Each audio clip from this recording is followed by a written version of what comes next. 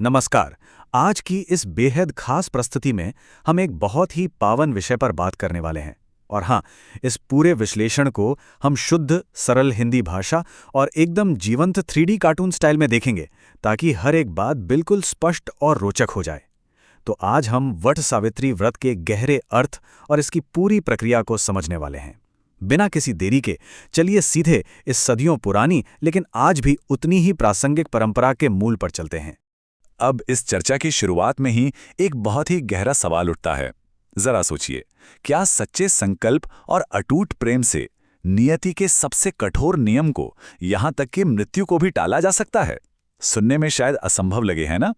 लेकिन आज की हमारी यह प्रस्तुति इसी अहम सवाल का जवाब देगी।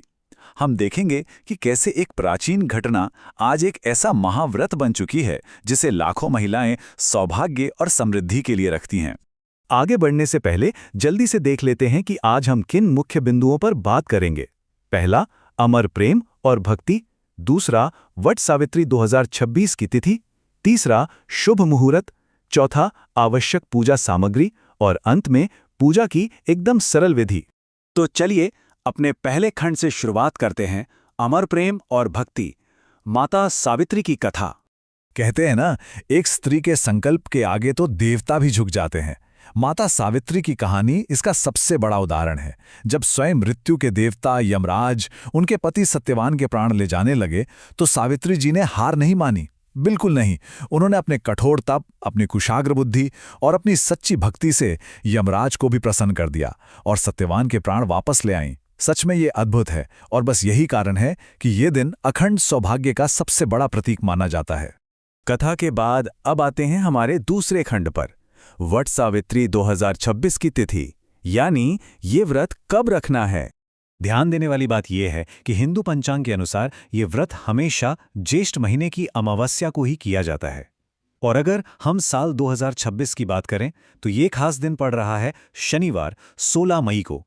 तो जो भी महिलाएं अखंड सौभाग्य, घर में सुख शांति और पति की लंबी उम्र की कामना करती हैं, वे 16 मई के दिन पूरे विधि विधान से इस व्रत का पालन करेंगी। ये दिन सच में आध्यात्मिक ऊर्जा से पूरी तरह भरा होता है। वैसे एक छोटी सी बात और है, भले ही हमने 16 मई की तारीख बता दी है, लेकिन भौगोलिक स्थिति के कारण अलग अलग पंचांगों में थोड़ा बहुत अंतर आ सकता है। हमारा देश इतना विशाल जो है, इसलिए ये हमेशा एक समझदारी भरा कदम होता है कि व्रत शुरू करने से पहले एक बार अपने स्थानीय पंचांग को जरूर देख लिया जाए, ताकि हर चीज बिल्कुल सटीक और शुभ रहे। अब बढ़ते हैं तीसरे खंड की ओर, शुभ मुहूर्त, यानी पूजा का सही समय क्या होगा।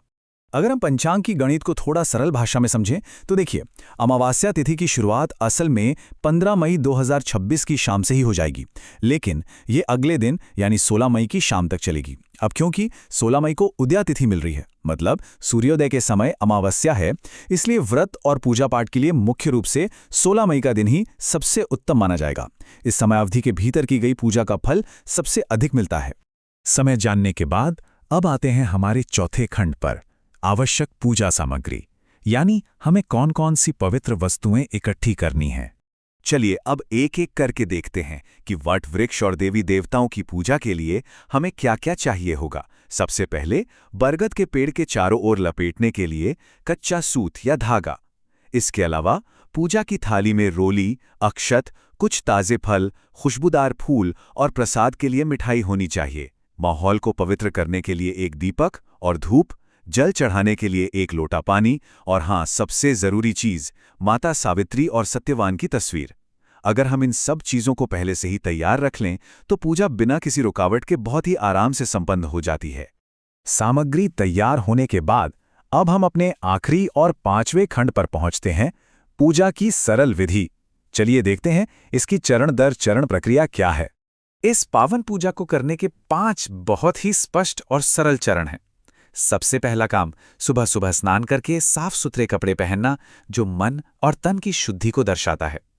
दूसरा कदम, अपनी सारी सामग्री लेकर बरगद के पेड़ के पास जाना, क्योंकि बरगद स्थिरता और लंबी उम्र का प्रतीक है ना। तीसरा और सबसे अहम चरण है पेड़ की जड़ों में जल चढ़ाना और उसके चारों ओर परिक्रमा करते हुए कच्चा सूत लपेटना।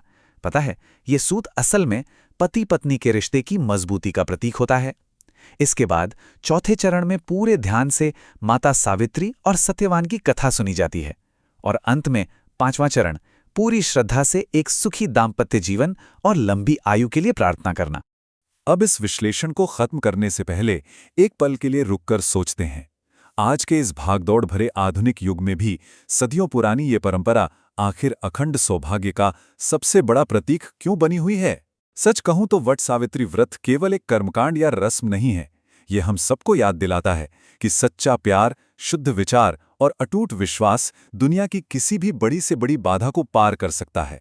3D कार्टून स्टाइल और शुद्ध सरल हिंदी भाषा में की गई हमारी इस चर्चा का बस एक ही उद्देश्य था, इस महान और गहरी परंपरा को हम सभी के और करीब लाना। आशा है ये प्रस्तुति ज्ञानवर्धक रही होगी। परंपरा और ज्ञान के इस अद्भुत सफर में हमारे साथ जुड़ने के लिए बहुत बहुत धन्यवाद।